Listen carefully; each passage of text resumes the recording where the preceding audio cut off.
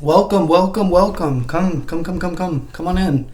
Have a seat. Let's talk about the books that I read in the month of February. Let's do it. What's up, guys? February happened, and we're only 7 days past, which means I'm not super late. So that's good. I read a good bit in February, and I've got some stuff to talk about, so that's good.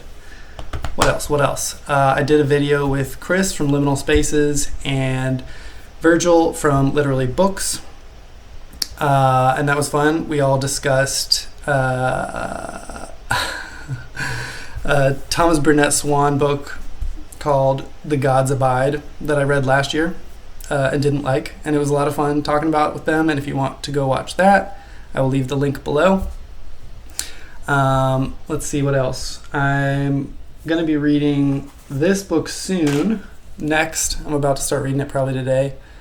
The Butcher, number 26, The Terror Truckers. I'm going to be reading this one with Eric from the Paperback Warrior and Nick from the Book Graveyard, and we'll discuss that on some channel, I'm not sure, so that'll be fun. I'm going to be on the next Ebes with the Ebes boys, so that'll be fun too. I've already read that book and I won't say a word about it. And then there's some other stuff too I'm not going to talk about, but there you go. That's some stuff coming up. Let's talk about what I read in February, though. So the first thing that I finished in February was the book Dead Center Chains by M. Ray Roberts, published in 2024. So I showed this one off in a book haul, the last book haul I did.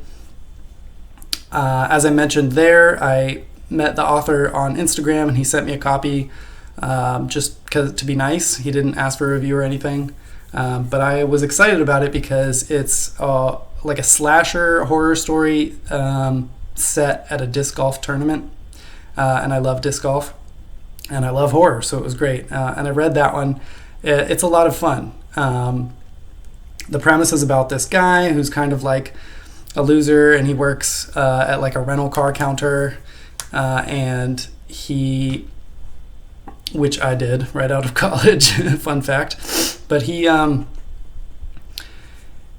really into disc golf, and he finds this opportunity, to quit his job and dump his girlfriend and pack up his belongings on his motorcycle and go to this disc golf tournament and try to win some money. And while he's at that disc golf tournament, he is entered into this mysterious disc golf tournament on this like eccentric billionaire's mansion who has built his own disc golf course in these woods that are thought to be haunted.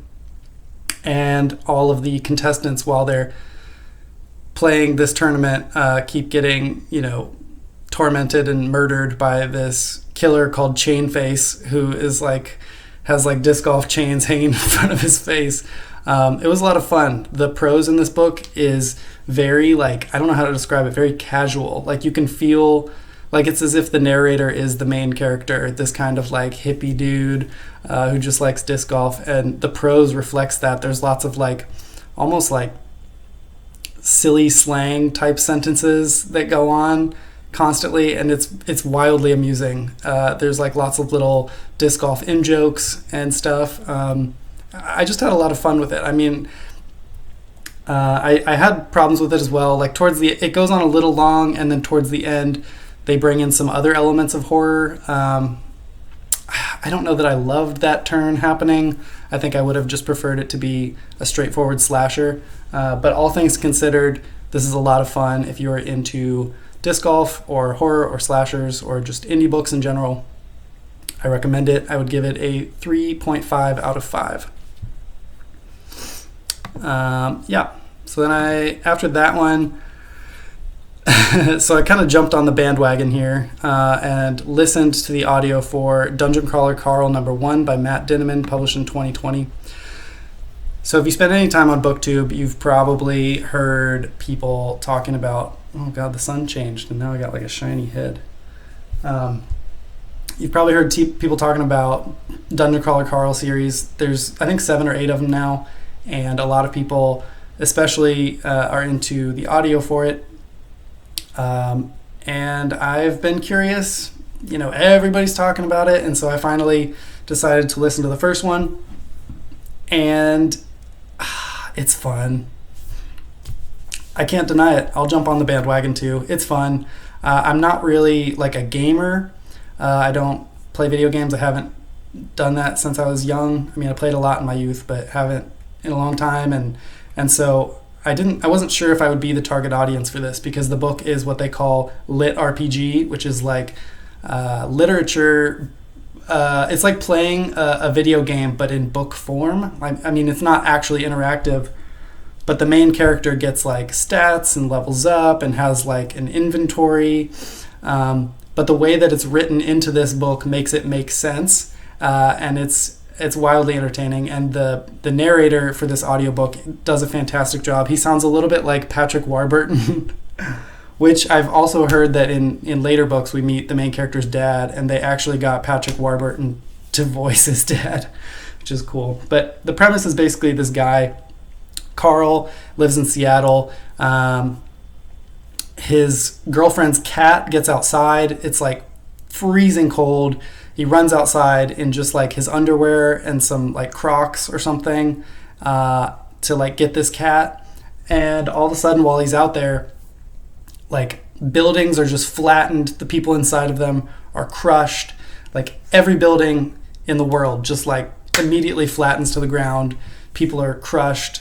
Basically, anyone who's inside is dead, like in the entire planet. And if you're outside at that exact moment, you're fine. And then this like alien voice speaks up and basically lays out the plot, which entails a alien mining corporation owns the rights to the minerals on Earth, and they run this dungeon crawler game, which is an intergalactic reality TV show, and they can win their freedom back, win their planet back, but basically everybody just dies.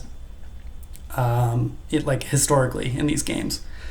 So Carl goes into this like portal and enters this dungeon with his cat, and they go on a dungeon crawling adventure, killing aliens and stuff. And they get like power-ups and weapons, and it's a lot of fun. I mean, that it is what it is, right? Like it's nothing, it's not going to enrich your mind, but it's a lot of fun. I had a lot of fun with it, and I will continue with it. I'm probably just going to give it a 4 out of 5. Yeah. So after that one, I read the first book that I've read in the Edge series. So Edge number 5, Blood on Silver by George G. Gilman, published in 1972. So the Edge series is one that I've always wanted to read. It is a movement of the Piccadilly Western writers who were some British dudes who saw like spaghetti westerns and stuff, and they were kind of like, well, why don't we do that in a book? Because westerns at that time apparently had, there wasn't a ton of sex, wasn't a ton of violence, and if there was, it wasn't like overly depicted, overly graphic. And then adult westerns came around and just had a bunch of sex in them. And then I think from that movement of adult westerns, they were like, the Piccadilly writers were like, well, this is great, but let's amp up the violence too. And so the Edge series is kind of the most infamous one, maybe the most well-regarded one. And I've always wanted to read them. And I've got maybe 5 of them at this point that I found in the wild. And this was the lowest number that I have, number 5. And so I gave it a read. Man, this is so violent. I mean, I knew that because I'd been told that, but it didn't disappoint. Like, the hype was real. This is such a violent book. The story is about this guy, Edge, who is just kind of riding around. Someone keeps walking back and forth outside. I'm like, what are you doing? Distracting me is what you're doing, sir. How dare you go for a walk in my neighborhood? All right, focus. Edge. Yeah, he's this guy just kind of riding through the Wild West, and he comes upon this wedding that's going on in this tiny little town. And all of a sudden, while this wedding is going on, this is like the first scene of the book. These bad guys show up and just like murder everyone in the wedding party, including like women and children, and just like the descriptions of this violence of them just all getting murdered is so intense. And this is like the first 10 pages, like I said. And then Edge kind of, and then they like torture this woman, the one woman who's the bride. Like they like torture her and like put her down this well, and like leave her hanging there by a rope above the well. And so Edge goes and gets her out and kind of becomes swept up into this mission to take this one woman to San Francisco. And all of this starts to tie together into this hoard of silver that's been found, and there's a number of parties who are trying to get their hands on the silver. And Edge is this character who is just like a really hard dude who seems to only care about, you know, the money or the job he's doing, but he's not like a bad guy. Definitely rough around the edges.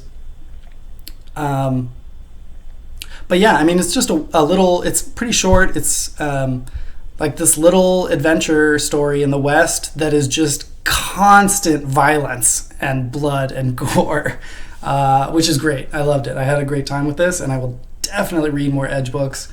Yeah, I would say 4 out of 5.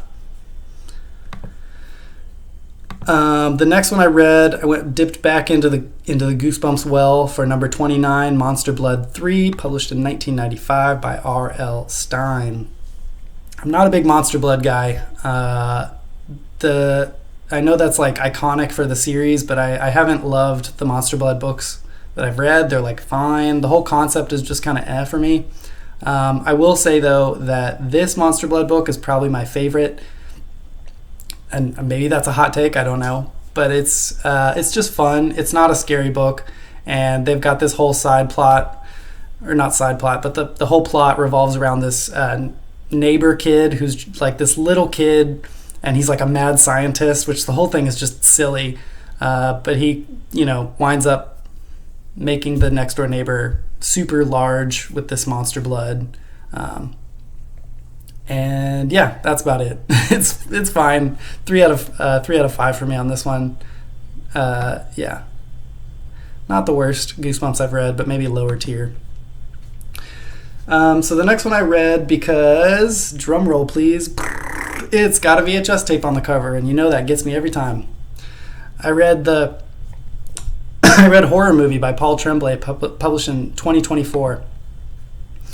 I read Cabin at the End of the World by Paul Tremblay, and I loved it. I loved that book. I thought it was fantastic. The way he shifts writing perspectives like 6 times. I mean, there's like perspectives, point of views that people just don't write in that book, and it is used in such an artful way to get inside of the characters' heads and the way they're feeling.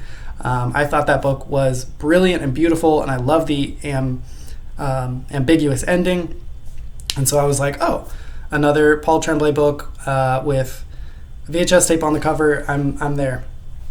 So this one is basically about, it cuts back and forth between present day and past, where this cult movie was being made in the 80s, this cult horror film, low budget, with just some friends on the weekend. And some things went wrong. I don't want to say exactly, but people got hurt on set. And the movie was never put out, but scripts were released online, stills from the movie, actors and actresses talked about it, and it became kind of infamous among horror fans. And everyone always wanted to see this movie. And then we go to present day, where the main bad guy from the movie, the actor playing the killer from the movie, is contacted to actually join this crew who's making a remake of the movie, and they want him to be in it as the killer. And you start to go back and forth learning about all of this. I don't know. I thought it was fine. I don't know exactly how to say this one without, like, I don't want to spoil anything. I just thought it was fine, you know. Yeah, I don't want to say too much about it, but it's I had issues with it, but there are some good aspects to it as well. I don't know, 3 out of 5 for me. It's okay. And then after that, I read a book for my local. I go to a physical horror book club where I live, and that was Black Sheep by Rachel Harrison, published in 2023. So this book, a lot of people describe as cozy horror, and I've heard of like cozy mysteries and even cozy fantasy. Cozy horror is not a term I've really heard before, and having read this, I would ask, is cozy horror just boring horror? Is it just watered down horror? I don't know. I liked it at first. I liked the character, and it's kind of fun where it goes. It's basically about this woman who works at like a Chili's equivalent, and she gets contacted by family who she hasn't spoken to in like a decade, and she goes back home, and you start to learn that she's from this wildly religious town in New Jersey, and you assume it's like this, you know, extremist Christian town or something, and then you get there. Hopefully this isn't a spoiler. This is like a chapter 2 reveal. Chapter 2 spoiler? I don't know, sorry. But you get there and you find out they're actually, drumroll please, Satanists. She's from like a satanic cult, basically. But it's weird because this cult like acts like normal. I don't know, they do, even the ceremonies are like very Christian. They just, you know, instead of Jesus up there, it's Baphomet or whatever. And this kind of keeps going until there's a bigger reveal, but in my opinion, that reveal was so obvious. And then once they get to that reveal, it's just kind of like, and then it's over. Very anticlimactic. I liked the writing was fine. I liked kind of the setup, but then once it gets going, it just kind of,